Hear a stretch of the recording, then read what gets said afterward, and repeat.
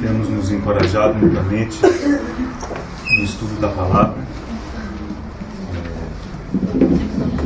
De alguma forma o Senhor tem nos conduzido, mesmo dentro do estudo todo mundo me ouve ali atrás? Espero que sim. Não tem porta para hoje chegar numa porta vai ser mais difícil. Mas temos nos encorajado no estudo não apenas das epístolas de Pedro, mas também dentro dessas epístolas, no contexto das epístolas, temos considerado inicialmente a respeito da graça de Deus, lembrando do encorajamento, o último versículo do segundo epístola de Pedro, que diz: antes crescei na graça e no conhecimento. Primeira epístola de Pedro, a característica é a graça. A segunda é o conhecimento, né? Então, se eu permitir, vamos prosseguir. Eu já comecei, eu vou continuar mais um pouquinho, né? E eu espero que depois outros irmãos tenham liberdade de continuar também. Então, capítulo 1 de 1 Pedro. E nesse capítulo há 3 menções à palavra graça. A primeira está na abertura da epístola, no versículo 2, em que Pedro diz que graça e paz vos sejam multiplicadas. É o finalzinho do versículo 2. Graça e paz vos sejam multiplicados. Primeira menção à palavra graça nessa epístola. E logo depois disso, os irmãos certamente se lembram, porque ficamos já há algum tempo nessa epístola, o que o apóstolo faz ele fala dos 3 momentos, os 3 aspectos da nossa salvação: a salvação passada, a salvação presente e a salvação futura. A salvação passada diz respeito ao nosso espírito, e ela é passada porque no dia em que cremos no Senhor, a palavra de Deus nos diz que o Espírito Santo vem habitar em nós. Recebemos a vida de Deus, e receber vida chama-se nascer, né? É o nosso novo nascimento. Isso ocorreu o dia que cremos no Senhor. Então, espero eu que para todos nós, né, isso seja um ato do passado. Se isso não aconteceu, não importa há quanto tempo você vá à reunião, né, quanto tempo papai e mamãe, né, falam com você, você precisa crer no Senhor, né, que isso precisa ser um marco, precisa ser um momento único da sua vida em que a salvação do Senhor ele entra e regenera o nosso espírito. E os irmãos lembram que quando Deus criou o homem, ele criou um par, né? É difícil dizer assim, né? Porque ele criou 3 aspectos, mas 2 estavam juntos, né? O corpo com o espírito, né? E depois, ao soprar o sopro ele se tornou alma vivente. Então o espírito com o corpo, né? Primeiro juntos, e depois, né, o homem se tornou alma vivente. Então a salvação do nosso espírito garante uma salvação futura para o nosso corpo. E essa salvação é os corpos glorificados, transformados que teremos, né, um dia. E a palavra de Deus nos diz que a nossa garantia de que isso haverá de ocorrer é que Deus ressuscitou a Cristo dentre os mortos. Não é uma promessa sem garantia, né? Tem uma garantia. A garantia é que o nosso Senhor Jesus Cristo ressuscitou dentre os mortos, né? E assim como Ele ressuscitou dentre os mortos, Ele foi ressuscitado por Deus, assim também Deus nos ressuscitará a nós em Cristo Jesus. Bem, e isso é futuro, né? Certamente muitos de nós gostaríamos que a remissão do nosso corpo viesse logo, né? Mas isso ainda está no futuro, né? Isso é para aquele momento em que, né, os mortos em Cristo ressuscitarão primeiro, depois nós, os vivos, os que ficarmos, seremos transformados, né, e levados para o encontro do Senhor nas nuvens. E o que fica no meio do passado e do presente, do passado e do futuro, é o presente, né? E esse presente é a salvação do terceiro elemento que sobrou, que é a nossa alma. é um processo longo, porque ele dura enquanto nossos dias durarem, e é um processo penoso, porque a nossa alma, ela não é fácil, né? E o Senhor sabe disso. E o Senhor tem que nos corrigir, tem que formar o caráter de Cristo em nós. E nós somos tão diferentes do Senhor em nós mesmos, né, que isso custa, né? Então, se a gente pega, né, uma peça e tem que fazer um acerto para encaixar num certo espaço, se a peça não for muito diferente, ajeita aqui, raspa ali, lixa aqui, ela encaixa. Mas quando ela é muito diferente, né, aí precisa de muito corte, não é isso? E se além de diferente ela for dura, né, for um aço daqueles ali pronto, ali realmente nós não temos noção do trabalho que a gente dá para o nosso bendito Senhor. Mas Ele o faz, né, por amor, e o objetivo dele é lá na frente. Então essa salvação é a salvação da nossa alma, a qual temos a menção no versículo 9. Fala assim: obtendo o fim da vossa fé, o objetivo, a finalidade da vossa fé, a salvação da vossa alma. Então, com essa frase, Pedro terminou esse grande parágrafo de abertura, depois da saudação, né, que lembra aqueles que eram peregrinos e forasteiros, lembra que eles haviam sido salvos, né? Estavam sendo salvos e seriam salvos em aspectos diferentes. Muito bem. O versículo 10 começa de forma muito impressionante. Ele fala assim: olha, está achando que isso é alguma coisa que Deus pensou na última hora? Não foi, não. Fala, olha, foi a respeito dessa salvação. E aí nós podemos parar e pensar: foi qual delas? Eu acho que é de todas, né? Claro, a salvação é uma coisa completa, né? A gente que pensa nela como a salvação do Espírito, mas é uma coisa, é um pacote, né, que Deus opera em nós, baseado na única obra redentora do Senhor Jesus Cristo, né? Foi a respeito dessa salvação que os profetas indagaram e inquiriram, os quais profetizaram acerca da graça a vós outros destinada. Olha que impressionante, né? Porque a gente imaginaria assim: eles profetizaram a respeito da salvação, mas pensando na salvação, a profecia foi a respeito da graça que estava destinada a nós, porque de fato é essa graça que e só por ela é que podemos passar por esse processo de salvação, né? Começando com a salvação do nosso espírito, prosseguindo no dia a dia na salvação da nossa alma, e até aquele dia em que teremos os nossos corpos redimidos pelo Senhor e transformados. Muito bem, então essa foi essa segunda menção, né, que temos da palavra graça nessa epístola, ocorre no capítulo 1. No capítulo 1 ainda aparece a terceira menção, dentro de um parágrafo que eu gostaria de ler com os irmãos, apenas os versículos de 13 a 17. Por isso, cingindo o vosso entendimento, sede sóbrios e esperai inteiramente na graça que vos está sendo trazida na revelação de Jesus Cristo. Como filhos da obediência, não vos amoldeis as paixões que tinhas anteriormente na vossa ignorância. Pelo contrário, segundo é santo aquele que vos chamou, tornai-vos santos também vós mesmos em todo o vosso procedimento, porque escrito está: sede santos, porque eu sou santo. Ora, se invocais como Pai aquele que, sem acepção de pessoas, julga segundo as obras de cada um, portai-vos com temor durante o tempo da vossa peregrinação. Mais um, versículo 18. Sabendo que não foi mediante coisas corruptíveis, como prata ou ouro, que fostes resgatados do vosso fútil procedimento que vossos pais vos legaram, mas pelo precioso sangue, como de cordeiro sem defeito, sem mácula, o sangue de Cristo, conhecido com efeito antes da fundação do mundo, porém manifestado no fim dos tempos por amor de vós, que por meio dele tendes fé em Deus, o qual o ressuscitou dentre os mortos e lhe deu glória, de sorte que a vossa fé e esperança estejam em Deus. Viram que eu não consegui parar.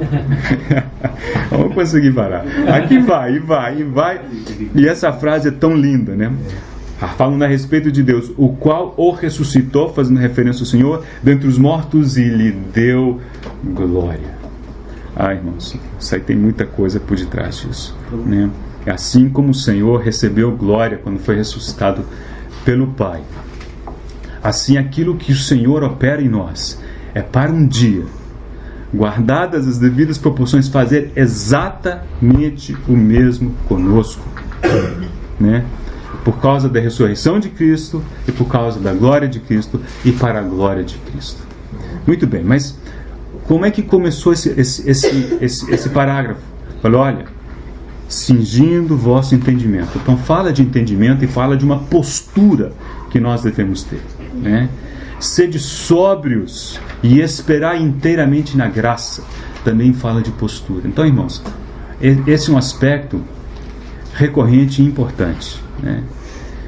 Não se trata tanto de sentimentos. Os sentimentos eles têm que acompanhar, mas a iniciativa nossa é de uma postura, mental, uma decisão da nossa alma, né? E aí nós temos que acabar de ler o parágrafo, né? Lembrando do Senhor. E o que o argumento desse parágrafo é: olha, se vocês chamam de Pai aquele que sem nenhuma acepção de pessoas julga retamente, então você tem que comportar adequadamente. Se nós nos dizemos salvos, redimidos pelo Senhor, com a vida do Senhor dentro de nós, uma vida perfeita, como é que podemos andar de qualquer jeito, andar de forma, né, despreocupada, vou usar a palavra despreocupado? Mas se em Cristo nós fomos colocados numa posição, o nosso pé que está no chão aqui embaixo precisa andar um caminho equivalente, adequado, correspondente à posição que temos em Cristo. Aí nós vemos uma distância, né, entre a posição em que estamos, o aspecto posicional, com a distância do nosso dia a dia, e é um abismo gigantesco. E aí onde que bate o desespero. Mas é nesse ponto que nós precisamos aprender a receber a graça de Deus. É nesse ponto que nós precisamos aprender a correr aos pés do Senhor e recebermos tudo que o Senhor já tem para cada dia nosso sobre a terra, para cada passo que temos que dar. A nossa dificuldade é de independência, né?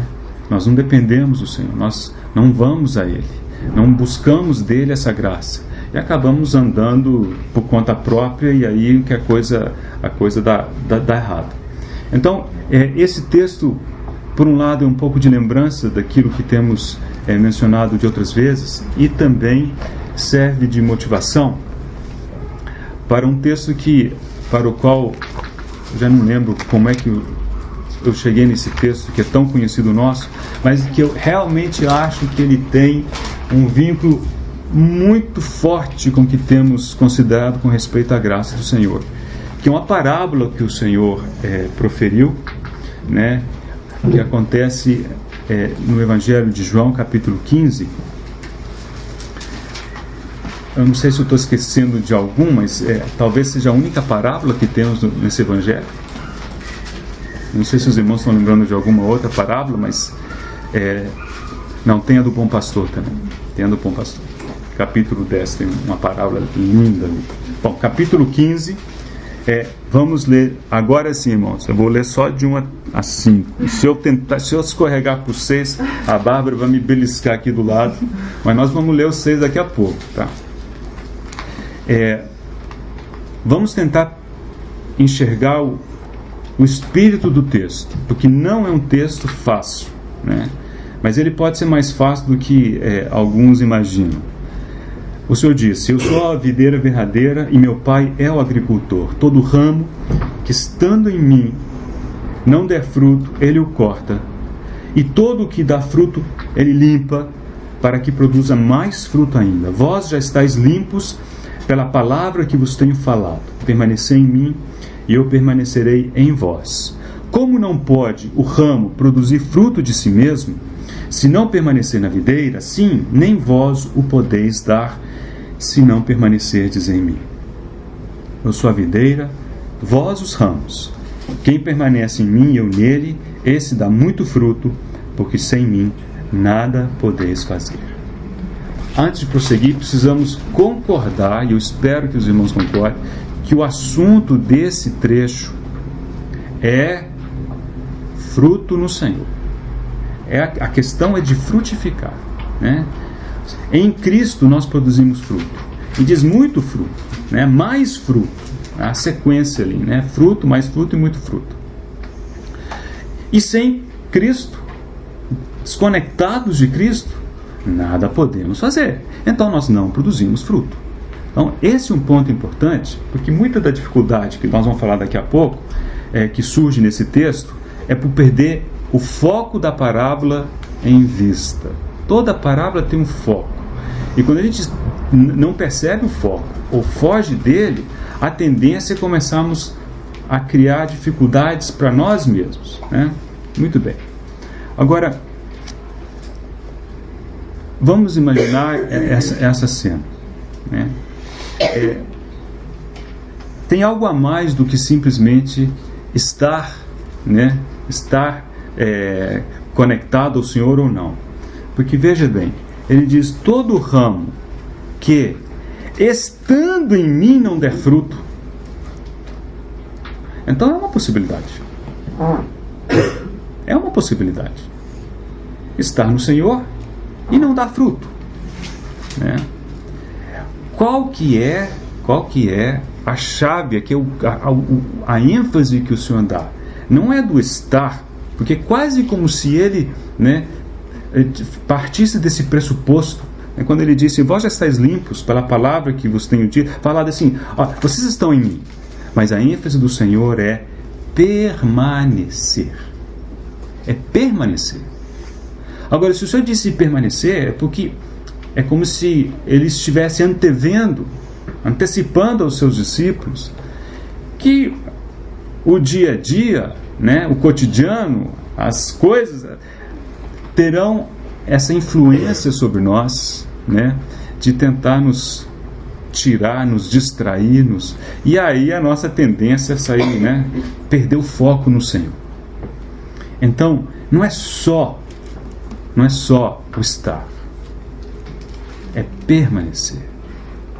E aí realmente a permanência é para quê? É para podermos receber do Senhor graça. Graça, e aqui o que o Senhor nos garante? Que ao permanecer nele, e para permanecer nós vamos precisar de graça, consequentemente os frutos aparecerão. É tão bonito ver que a ênfase, a ordem, né, o imperativo está em permanecer. Os frutos aparecem como consequência. Não fala assim, olha, dai fruto, produzam fruto. Não é isso que o Senhor disse. Ele fala: permanecei em mim. Ali a ênfase. E se nós permanecermos no Senhor, né, aí a analogia com o ramo, né, preso na videira, recebendo da vida da videira, da graça da videira, naturalmente, né, dá seu fruto.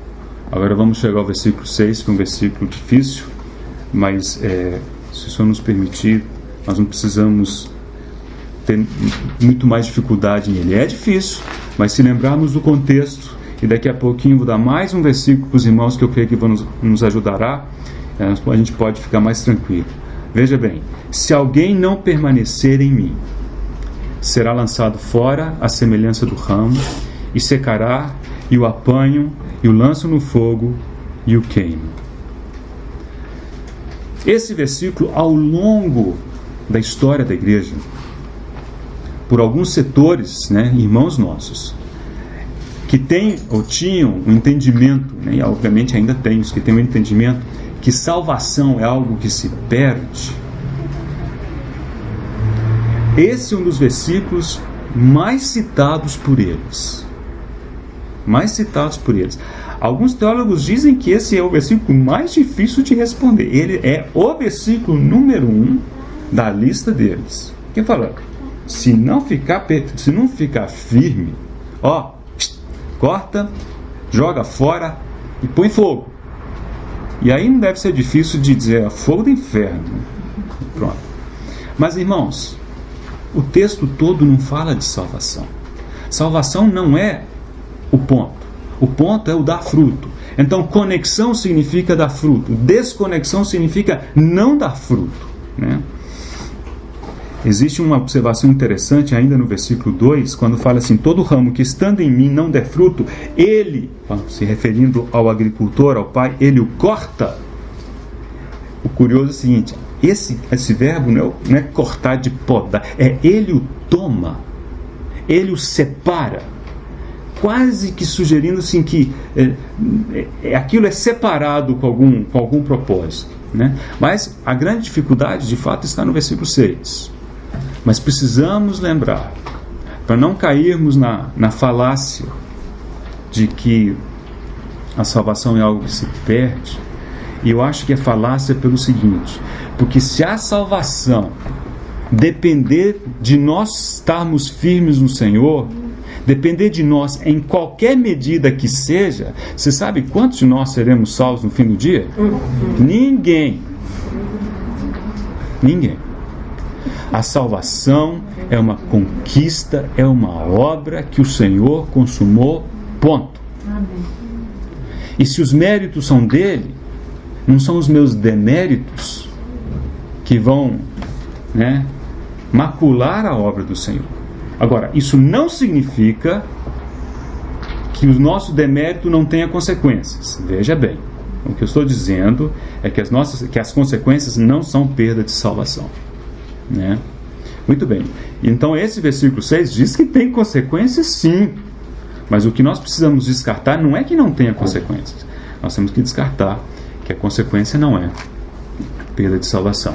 E um texto, como o senhor é bom, né? Porque estudando a respeito da graça, eu toquei num texto que eu nunca ligaria com essa parábola, mas acho que nos ajuda muito. Gálatas capítulo 5.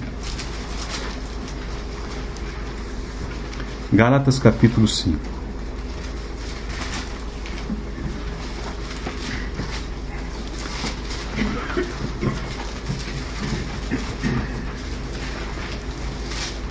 Para a liberdade foi que Cristo nos libertou. Permanecei, pois, firmes, e não vos submetais de novo a jugo de escravidão. Esses irmãos, eles estavam sofrendo um certo tipo de pressão, que, como tantas outras pressões que a gente recebe, a tendência é nos tirar fora da posição em que deveríamos estar, né, no dia a dia. Essa posição não é a posição objetiva, é aquela experiência do dia a dia, aquela experiência de comunhão com o Senhor, né? Porque ainda que a gente nunca perca a salvação, nós podemos sim, e com certeza isso acontece, infelizmente, perder comunhão com o Senhor, né? Então aqui diz: permanecei, pois, firmes, e não vos submetais de novo a jugo de escravidão. A força que puxava esses irmãos para longe do Senhor era que eles haviam decidido que a salvação era graças ao Senhor, mas não só ao Senhor. Só como que precisava de alguma ação complementar da nossa parte. E essa ação complementar da nossa parte era a circuncisão. Então eles voltavam a se circuncidar, né? A turma dos judaizantes dizia: olha, você tem que circuncidar para ser salvo, né?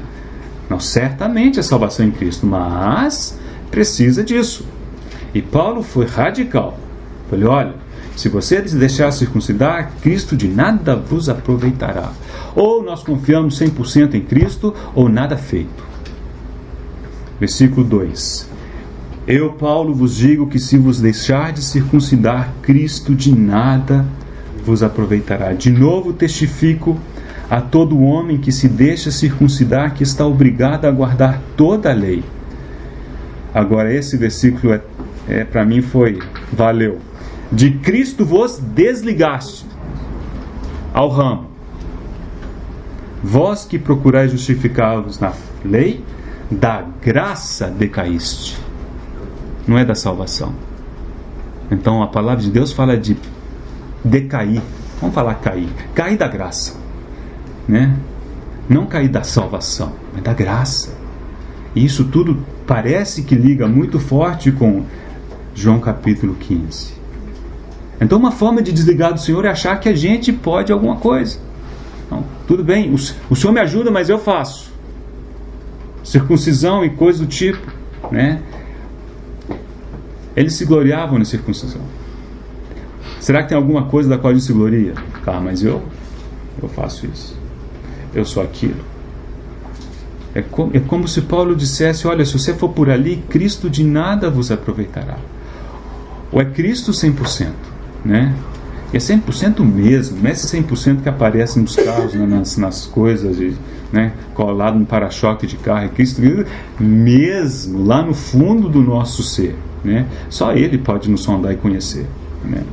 E aqui ele diz, olha, se nós andarmos de tal maneira, achar que nós podemos alguma coisa em nós, da graça decaíste, né?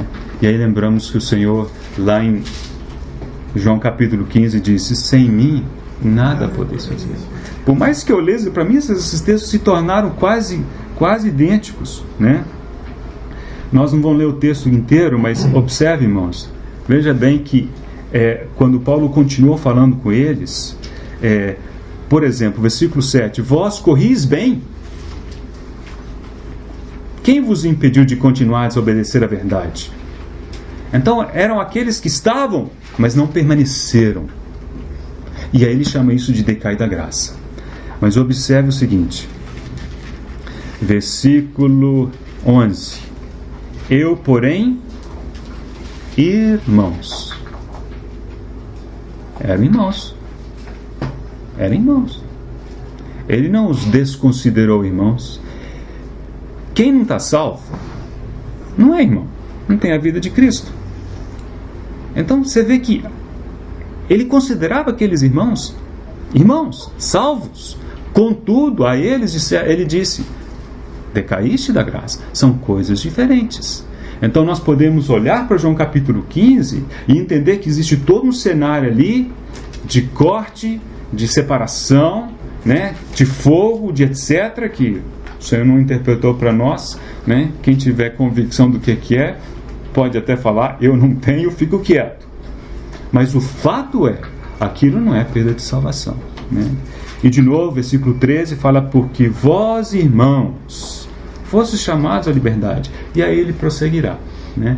Então, irmãos, isso é importante. Não há necessidade de nós olharmos para João capítulo 15 ou para qualquer outro texto, qualquer outra parábola, e acharmos que se perde a salvação. Então, por um lado, a gente suspira aliviado. Mas, por outro lado, existe um alerta, né? Existe um alerta forte. Então, existem consequências para o nosso caminhar. Por isso que Pedro foi tão enfático. Olha, irmãos, cingi o vosso entendimento. Sede sóbrios e esperar inteiramente na graça que vos está sendo revelada em Cristo Jesus. Trazida na revelação de Cristo Jesus. E meu último versículo é em Filipenses capítulo 3, porque isso conecta com esse texto de Gálatas, em que eles queriam voltar a se circuncidar.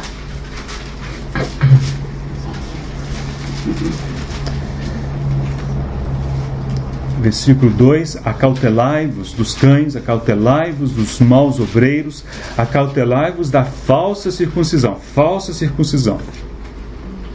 Porque nós é que somos a circuncisão. Então, está implícito. Tem a falsa circuncisão, nós somos a verdadeira circuncisão. Ou talvez colocando de uma forma mais enfática ainda, existe uma circuncisão que é apenas um símbolo. Assim como a videira, né, a planta videira é um símbolo da verdadeira videira. E o Senhor disse, eu sou a verdadeira videira. Então, se voltarmos ao Antigo Testamento, existe uma circuncisão que Deus estabeleceu, era uma marca do povo dele. Mas aqui, quando diz da falsa, é quase dizendo, olha, aquilo era uma sombra. A verdadeira, aquilo que Deus de fato procura, é nós. Nós quem? Primeiro, nós que adoramos a Deus no Espírito. Nós que nos gloriamos em Cristo Jesus e nós que não confiamos na carne. Isso é circuncisão. É não confiar na carne. É o despojamento da carne. É ir ao Senhor, é permanecer nele, é não fazer nada sem o Senhor, porque sem mim nada podeis fazer. Não é desconectar da graça, não é decair da graça, é agarrar no Senhor e falar: Senhor, misericórdia, eu preciso da tua graça para isso aqui. E aí, qual que é a consequência? A glória de quem? Segunda coisa aqui, nos gloriamos em Cristo. Por que nos gloriamos em Cristo? Ora, se tudo veio dele, se eu fiz, não foi por minha iniciativa, não foi porque eu tentei, eu consegui, mas foi que eu dependi do Senhor e pela graça dele, né?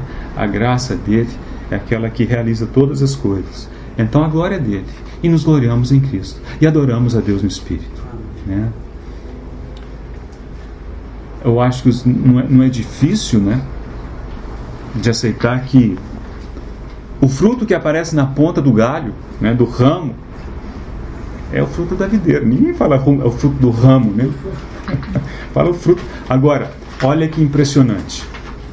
É como se o Senhor dissesse: eu quero ter o ramo para produzir o fruto lá na ponta, né?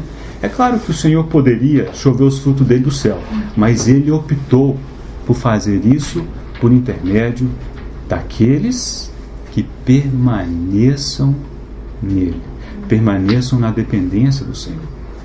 Então, se nós lembrarmos do sábado passado, a mensagem foi uma: é buscar o Senhor, é correr, estar aos seus pés e permanecer ali. Não se iluda. Dia a dia, alguma coisa ou algumas coisas passam pela nossa frente, nos atingem de alguma maneira que tendem a nos puxar para fora da posição que temos em Cristo. E o encorajamento do Senhor para nós é: permanecei. Não nos acopla, não, né? Permaneça. E até para isso nós precisamos do Senhor.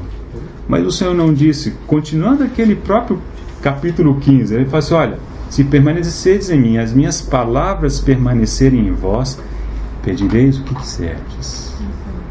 E sabemos que se pedimos alguma coisa de acordo com a vontade do Senhor, Ele nos ouve. Permanecer em Cristo é a vontade do Senhor? Certamente é. Então, se nós orarmos e pedimos ao Senhor: Senhor, graça, eu preciso de graça para permanecer inclusive, será que Ele não haverá de responder? Certamente haverá. Então, irmãos, a vida cristã é a vida de uma coisa só: o Senhor. O nosso bendito. Ele tem que encher os nossos olhos. Nós não precisamos e não podemos ter olhos para mais nada e depender do Senhor. Ele é bom. Ele é o bom pastor que deu a sua vida pelas ovelhas. Será, né, como diz o argumento de Paulo aos Romanos, é perfeito assim: aquele que não poupou seu próprio filho, antes por todos nós o deu, porventura não nos dará juntamente com ele graciosamente todas as demais coisas? Não tem o demais, não, mas a gente entende assim: o resto tudo já está, né, em que tudo que a gente precisa. Ah, mas eu pedi alguma coisa para o Senhor, não deu. É porque você não precisava. Você achou que precisava, mas você não precisava, né? Uma vez, e com isso eu encerro, eu lembro do irmão César, ele falando isso, lá em Poços de Caldas. Ele chegou no meio da pregação e falou para os irmãos que sentar, falou assim: irmão, presta atenção, não te falta nada. Não te falta nada. O Senhor não nos deixa faltar nada. Se a gente acha que nos falta algo, é o nosso engano, é o nosso coração que está cheio de outras coisas. E o Senhor quer nos convencer de que não nos falta nada, porque nós temos o Senhor. Amém. O Senhor nos abençoe. Amém.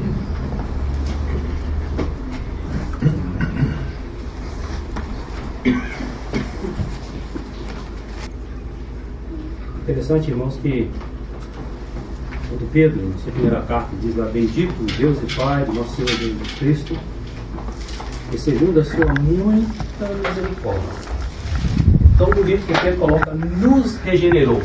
Ele se inclui também. para uma viva esperança, mediante a ressurreição de Jesus Cristo dentre os mortos. Eu sempre me chama a atenção dessa palavra, eu não me colocou aí um pacote, né, de salvação, essa graça maravilhosa que nos foi dada. Irmãos, eu gosto muito de uma frase aqui anotada, que eu andei olhando essa expressão de salvação, bem no original, das ideias que estão ali contidas e que já foram dadas para todos nós. Então essa salvação, ela tem essa ideia de libertação, de segurança, de preservação, de cura, de perfeição. Essa salvação grande que nos foi dada, ela traz esse processo redentivo para nós.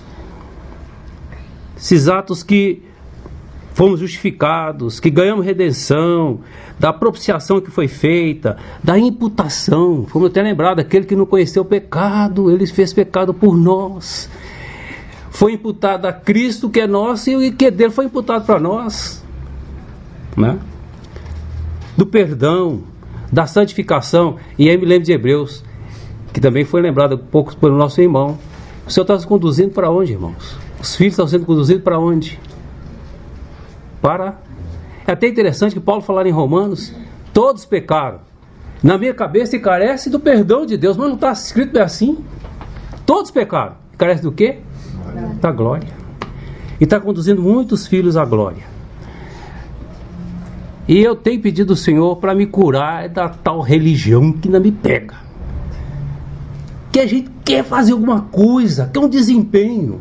Irmãos, vius, que Deus é esse maravilhoso que trabalha para aqueles que nele esperam. Esse é o nosso Deus, fez tudo e nos entregou graciosamente. E eu não posso deixar de esquecer dos meus filhos. E quando chegar a fim de ano, eu falo, bem, vamos dar umas coisinhas para eles, senão a criança não entende essa questão comercial de Natal e tal. Mas dava uns brinquedinhos para eles lá, era uma alegria, era uma festa, com coisas simples. Era uma alegria tremenda. Eu fico pensando, por que Jesus, quando andava aqui, ele falava muito com respeito a gente ser como crianças? Por que será? Às vezes tem irmãos que falam pra gente algumas coisas muito boas. Em 2007, alguns irmãos já conhecem, a Marília, falou, viu, você podia ler esse livro aqui. Esse livro tal, me deu o nome do livro, fui e comprei. E achei uma frase lá muito interessante, que é essa aí. É daquele Branham Manning, o Evangelho Maltrapilho, não sei se alguém conhece esse livro. E ele tem umas frases que é muito boas, eu gosto de ver o que ele fala. E ele diz lá, por que o Senhor está nos chamando a atenção para se tornarmos como crianças? Porque criancinhas, irmão, não tem passado. Qual o passado de uma criança? Eu ontem estava lá me divertindo com a minha netinha. E me alegra muito. Eu fico prestando atenção, falei, Senhor, o Senhor fala para ser como criança, por quê? Ela depende. Ela não pode fazer nada por ela mesma. Se a mãe e o pai não cuidar, complicou tudo. O nosso Pai cuida da gente, irmãos. O nosso Deus cuida. E às vezes eu quero me firmar em certos conceitos e preceitos e assim por diante, me voltando lá atrás ao conhecimento, isso pode, isso não pode, isso deve, isso não deve. Bom, o que pode, o que é bom, o que está em mim, o que está em você, tanto que é ruim, põe num pacote só, joga no lixo que não serve para nada. Bondade minha, qualidades minhas, isso vai acrescentar o que ao Senhor? Então, ser como criança é bom por isso. Não tem passado. E esse ano está preocupada com você vai ter o que comer, nada, aquilo vem. E às vezes nós ficamos preocupados com certas coisas. Essa semana mesmo, mais uma vez, o Senhor graciosamente comigo. O problema, ele vai ficando velho, começa a aparecer um troço daqui, parece dali. E eu botei o joelho no Senhor. Apareceu isso aqui, mas o Senhor que cuida de mim. Eu quero confiar e orei. Se como veio, o Senhor pode levar embora. E eu não quero preocupar. Agora, se é para me procurar o médico, eu vou. Mas se não fosse, eu primeiramente estou procurando o Senhor.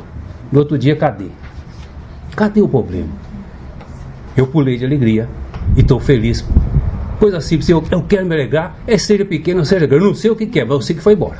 Eu sei que eu estou livre pela bondade do Senhor. Amém. E vendo isso, irmãos, uma coisa que eu queria comentar, de aspecto dessa graça, que nós podemos levar o resto da nossa vida, teremos a eternidade para poder ver essa preciosidade dessa graça. Uma pessoa que me chamou muita atenção, não é o primeiro na Bíblia não, que tem essa atitude, foi um rei chamado Manassés. Não fala graça aqui não, mas eu vejo uma graça muito grande aqui. Não vou ler todo o texto, que é grande, você vai encontrar no livro de Reis, capítulo 21, bem como no livro Crônicas, capítulo 33. Apenas comentários, e os irmãos têm a liberdade de interagir esse que queremos comentar. Manassés, ele era filho de Ezequias. Os irmãos lembram de Ezequias, que estava para morrer, orou, pediu ao Senhor, foi acrescentado mais anos de vida para ele, e depois nessa aí, aparece Manassés. Irmão, a expressão da Bíblia, você vai ver lá, Manassés fez o que era mal perante o Senhor. E você vai encontrar isso mais vezes.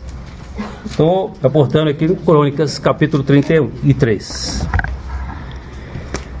Ele fez o que era mal perante o Senhor. Ele edificou e botou deuses, botou ídolo dentro do templo. Mas ele não parou para ir não, desenfreadamente das suas adorações, buscou necromante e foi por aí fora, fez tudo quanto é tipo de abominação. E aqui diz, edificou altares na casa do Senhor, e não parou aí, pegou os filhos dele, pegou o filho, seu filho, queimou como oferta no vale dos filhos de Imom,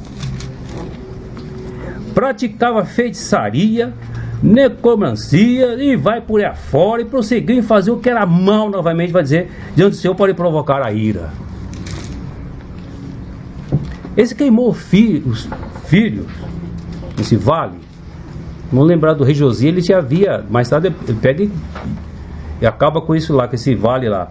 Mas ali, alguns entendem, eu estava vendo, alguns entendem que eles queimavam os filhos a um deus chamado Moloque. Era um deus de latão, pegava a criança, colocava nos braços desse deus, e quando a criança gritava de dor por estar sendo queimada, eles batiam tambor e dançavam. Manassés foi advertido, porque Deus chamou a atenção de Manassés. Deus falou com Manassés. Alguns dos irmãos entendem que esse Deus falou, está no verso 10, falou o Senhor a Manassés, e seu povo, porém, não lhe deram ouvido. Alguns entendem que encaixa lá com Hebreus capítulo 11, verso acho que 37, né? Que quem falou para Manassés foi o profeta Isaías. Conta-se que ele mandou cerrar Isaías no meio, quando diz, calar a boca de Deus. Prosseguiu Manassés em fazer o que era mal. Fez pior do que os próprios povos que o Senhor havia tirado dali. Havia feito sair daquela região ali, né? Manassés fez errar Judá e os moradores de Jerusalém, de maneira que se fizeram pior do que as nações que o Senhor tinha destruído diante dos filhos de Israel. E eu penso comigo, na minha justiça, pé de chinelo, acaba com esse homem. E da advertência que foi feita para ele, Manassés agora foi preso. Lá na prisão. A expressão que está na minha Bíblia é assim, ele, angustiado, os irmãos podem ver no verso 12, capítulo 33. Ele, angustiado, suplicou ao Senhor. E muito se humilhou perante o Senhor. E aqui diz, Deus dos seus pais. Ele fez uma oração. E Deus tornou favorável para com ele, atendendo-lhe a súplica, e lhe fez voltar para Jerusalém, ao seu reino. Então reconheceu Manassés que o Senhor era Deus. Irmãos, quantas vezes, eu não sei qual de você, que a gente aprende lá, quando criança, se você não fizer isso, Deus te castiga. Mas olha que Deus gracioso aqui. De uma pessoa, depois vocês podem ver também lá em Crônica, fez o que fez. Foi mal tremendamente. Idólatra, macumbeiro, feiticeiro, e embora aí por aí fora. Tudo contra os princípios de Deus. Agora, quando ele está preso, humilhado, agora ele se lembra do Senhor. E eu fico pensando, ele não conhecia o Senhor? Agora que você lembrou do Senhor? E foi advertido. Mas que Deus é esse? Jesus, quando esteve aqui entre nós, eu não sei como você tem a ideia de como era Jesus. Se ele era uma pessoa fechada, séria, como que ele será? Qual a ideia que você faz do Senhor? Alguém tem? Que ideia você faz do Senhor quando andava aqui entre as pessoas? Teve alguém que foi falar para ele nada, que viu o Senhor na beira da praia, né? E disse que ele pegou um bocado de água assim, com areia, jogou para cima de João. Isso não é Jesus, não. Ele não faria uma coisa dessa de amor. Não. Brincando com João. Que ideia a gente faz do Senhor? Como aqui de Deus. Que ideia você faz de Deus lá no Velho Testamento? Agarrado à lei? Preso à lei? Que ideia, irmãos? Ele nos escolheu graciosamente. Ele nos deu salvação graciosamente. O que eu e você vai sabemos fazer tranquilamente? Eu vou usar a expressão mais leve de futebol: pisar na bola. É com a gente mesmo. Aí eu não falei nada, mas pensou. Às vezes você vê a determinada situação, você já decretou seu julgamento instantaneamente. E o Senhor, que me impressiona, ele andando aqui e bate um fariseu, o Senhor vem ter uma refeição aqui comigo. O fariseu, que não gostava de Jesus, mas ele entrava na casa dele, sentava à mesa e dava uma boa lição. Aliás, as maiores lições que eu dava ali era sentado à mesa. Uma boa lição. Lembra daquele caso lá de Lucas 7? O Senhor na casa do fariseu, dá o nome até de Simão, não é? E que ele entrou na casa desse fariseu para comer, e entrou uma pecadora e chorava aos pés do Senhor. Irmãos, esse é o Senhor que atrai as pessoas. É difícil ser uma pessoa fechada. Eu já trabalhei em quartel, às vezes vinha com alguns comandantes, era tão fechado que todo mundo tinha medo dele. E morremos de rir de um que todo mundo tinha medo dele. Um dia a dona dele deu nele uma vez de todo mundo lá, que o pessoal, todo mundo ia pro cantinho chique. Mas o Senhor, será que ele era assim? De tal modo uma mulher pecadora ia aos pés dele chorar e lavar os pés do Senhor com lágrimas e beijar os pés do Senhor, mas logo um religioso para até fazer a sua consideração. Se fosse profeta, saberia quem lhe tocou. Aí o Senhor liga uma coisa tão linda: perdão com amor. Só esse Deus maravilhoso em Cristo Jesus. Irmão, qual a ideia que você tem do Senhor? Eu tenho pensado, Senhor, qual ideia eu tenho? Eu quero pensar como que o Senhor era quando ele andava aqui. De que maneira ele era? Fechadão? Ranziza? Ou uma pessoa tranquila, serena, alegre? Aí daqui não fala que o Senhor tenha vindo, fala que tenha chorado. Mas eu tenho para mim que ele era uma pessoa de bom humor, que dava prazer de estar, como hoje. É tão gostoso você poder parar, Senhor, vamos ter um bate-papo aqui. Irmãos, e muitas das vezes não sei o seu caso, mas eu quero desempenhar alguma coisa. Como que nós somos lembrados aqui, a graça mais um pouquinho que eu possa fazer, ao invés de eu descansar nessa suficiência. Irmão, o que eu quero dizer, estou dizendo para mim em primeiro lugar, o caso de Manassés, humanamente, que situação é essa desse homem? De matar os próprios filhos, de adorar ídolo, de fazer o que fez. E no final, Deus se torna favorável para ele. Que graça é essa que alcança alguém, que as pessoas insistem em dizer algo que eu não concordo, de bom ladrão? Eu não conheço bom ladrão coisa nenhuma, mas até o fim da vida, né, já no final, lá na cruz, ele parou porque estava ali, porque senão não parava de roubar. Mas na última hora, né, ele pede: Senhor, me permita que eu esteja no teu reino. Não, você estará comigo, não é no reino não, mas estará comigo no paraíso. Essa graça que te alcançou e me alcançou, irmão. Amém.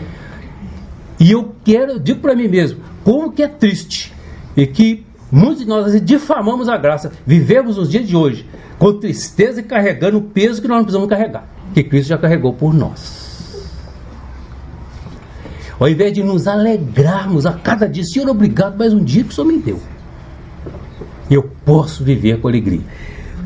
Esse irmão, ele diz, vou até pegar aqui para mim não falar errado, ele diz uma frase que é bem interessante aqui, me chamou muita atenção. Ele diz que um santo certa vez ajoelhou e fez a seguinte oração: caríssimo Deus, tenho um único desejo na vida, dá-me a graça de jamais ofender-te novamente. Ele diz que Deus, ao ouvir isso, ele achou graça, ele riu em alta voz.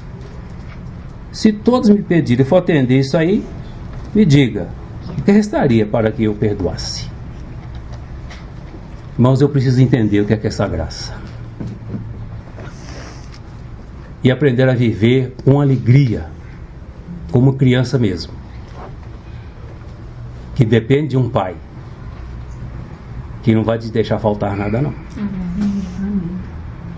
É como ter sido lembrado, se eu estou buscando coisa insatisfeito, pode estar certo que eu estou 100% errado, porque nos foi dado tudo. Não falta não, irmãos. Alegre-se com aquilo que o Senhor tem te dado, porque é muito grande. E o Senhor nos chama atenção quando Ele está dizendo no seu sermão, ler. E se passar for acusado de mentira, se disserem algo contra você, se falar isso, falar aquilo, ele fala, se chorar e murmurar, é isso? Quando por minha causa vos injuriarem, perseguidos, disserem todo mal contra vós, viu se é isso, aquilo outro, eu vou chorar e murmurar, é isso? É isso, irmãos? O que é? Mas o que eu tenho feito? Quando qualquer coisa acontece comigo ou com você, o que você faz? Ou eu só sei da graça quando tem um bom bife na panela ou no prato? Eu preciso, irmão, aprender a dar graça na adversidade. Há um versículo que Paulo fala lá em Filipenses, que é bem interessante. Filipenses 1. Vou ler para não falar de cabeça e errar. Paulo usa exatamente essa expressão de que porque vos foi concedida a graça de padecerdes por Cristo, não somente de crerdes nele. A graça de padecer já foi concedida na dificuldade ou não. Ele é o mesmo. Ele é um Deus imutável, que cuida de uma maneira preciosa dos filhos. Me chamou muita atenção, irmãos, essa atitude de Deus para com esse homem. Você pode dizer assim, eu não fiz tal coisa, eu não fui tão longe assim. Mas pense um pouco dos nossos pisar na bola aí, e lembrar de que tudo isso já foi resolvido. Amém. É você confiar nessa graça que nos foi dada, completa. E como temos sido lembrado aqui, é crescer nessa graça mesmo. Sermos graciosos também. Como o Senhor disse para Abraão, te abençoarei, mas ser tu uma bênção. Dessa maneira devemos viver. Senhor, se o Senhor não operar, eu vou ficar quieto, não posso fazer nada. Mas o Senhor, Ele se agrada em abençoar os seus filhos para que sejamos bênçãos. Ele se agrada, né, de que possamos caminhar dessa maneira. Senhor, eis-me aqui para te servir com alegria. Amém. Irmãos, creio que nós que fomos alcançados por essa graça, como Paulo diz lá em Filipenses, Ele que nos buscou, Ele que começou boa obra em nós, e que devemos viver, irmão, a cada dia é dando glória e aleluia. Essa deve ser a nossa canção a cada dia. Haja o que houver, né? As pessoas buscam muitas coisas, nós já temos. Amém. Um verdadeiro tesouro, essa graça que nos foi dada, de sabermos que somos livres, irmãos, e devemos desfrutar com alegria hoje. e pregar o evangelho, não ser difamador, murmurento, reclamando com muitas pessoas. Ah, que calor, ah, que frio, ah, que chuva, está difícil, né? Mas sermos agradecidos. Senhor, obrigado pelo calor. Tá quente, mas obrigado. Tem água para beber, não tem me faltado. E sermos graciosos. Como precisamos disso, irmãos, né? E sermos pessoas que realmente seja grato àquele que nos é grato. Muitos aqui são pais. Que coisa! Você chega, trabalha para fazer o sustento, faz as coisas ali, seu filho não tem um pingo de gratidão. Pensa nisso. E às vezes nós fazemos com o Senhor, como Israel fez. Da mesma maneira, estamos cheios. Chamou o pão de Deus de pão vil. Às vezes, irmãos, em outras atitudes, no seu pensamento, nós podemos fazer isso também. Ao invés de sermos gratos, Senhor, aconteceu isso, mas o Senhor é por mim. O Senhor não virou as costas para mim, não. Ele é conosco. Ele falou que estaria conosco alguns dias. Estarei convosco todos os dias. Irmãos, como eu preciso crer realmente naquilo que o Senhor diz. Crer de fato, não é de boca não. Crer de fato. Com alegria como eu bebi essa semana. Eu fiquei preocupado mesmo. Falei, Senhor, a coisa complicou aqui. Mas o Senhor cuida de mim. Se foi, eu vou. Mas 2 dias depois, cadê? Foi embora, não sinto mais. Que coisa boa. Eu quero me alegrar por essa pequena coisa e confesso para os irmãos. Mas quero alegrar por outras também. E se não viesse, também, Senhor, me dê a graça de me alegrar, ainda com problema. Que tenhamos mesmo, irmãos, a graça que já foi concedida a você e a mim, de padecer por Cristo, de ser criticado que for, e se alegrar nele, que Ele é a nossa alegria. Quando o irmão César fala que não nos falta nada, eu concordo com ele, e a palavra também testifica isso, né? Fala, o Senhor é meu pastor, nada me faltará. Paulo fala, bendito o Deus e Pai de nosso Senhor Jesus Cristo, que nos tem abençoado com toda sorte de bênção espiritual, né? Então a gente pode, a palavra testifica, né? Jesus também falou que estaria com cada um de nós, né? Até a consumação dos séculos. Mas a palavra fala também que para Deus, para a gente não falta nada, mas para ele falta alguma coisa. Quando ele instituiu a ceia, ele falou que daquela hora em diante, ele não beberei deste fruto da videira até aquele dia em que o hei de beber novo convosco no reino de meu Pai. Eu entendo que essa palavra aqui, vinho, nesse contexto aqui, né, da videira, do fruto da videira, o vinho, eu penso que esteja falando de alegria. E essa alegria, né, pelo que o Senhor deixa transparecer aqui, o meu entendimento é que a alegria dele mesmo não estaria completa até o dia que ele estivesse, né, nessa união, né, com a igreja dele. E Gênesis capítulo 2, quando fala da formação do homem, fala que 2:20 fala que deu o nome o homem a todos os animais domésticos, as aves dos céus e todos os animais selváticos. Para o homem, todavia, não se achava uma auxiliadora que lhe fosse idônea. Ou seja, antes de entrar o pecado na criação, antes de qualquer coisa, faltava alguma coisa para esse Adão aqui, que era uma figura de Cristo, né? Então, eu vejo que isso tem muito do amor, né? Desse amor extravagante do nosso Senhor, que apesar de ser pleno, perfeito em si mesmo, para ele falta alguma coisa. Falta essa noiva adornada, né? Que ele está esperando para desposar, para que a alegria dele seja completa, né? Ou seja, essa alegria que ele fala lá em Mateus 26, quando ele instituiu a ceia, né? Que ele falou assim, eu não vou tornar a beber desse fruto, eu não vou tornar, a minha alegria vai se completar o dia que eu tiver, né, desposada com a minha noiva. E, né, essa figura de Adão é muito interessante, né, que Adão, ele não achou um par, né? Não achou uma pessoa que tivesse, uma criatura que tivesse a mesma natureza que a dele, para que ele pudesse, né, se ajuntar. Então o Senhor está esperando mesmo, né, para que essa alegria dele seja completa, essa noiva que tem o mesmo caráter, né, a mesma natureza dele, né, de santidade, de perfeição. Ele está esperando essa noiva ser formada e fala, obviamente, isso fala, né, da igreja dele, fala da nossa vida individual e coletivamente. E isso é muita graça, é muito amor, saber que esse Deus, né, espera essa resposta de amor, né, das nossas vidas. Amém.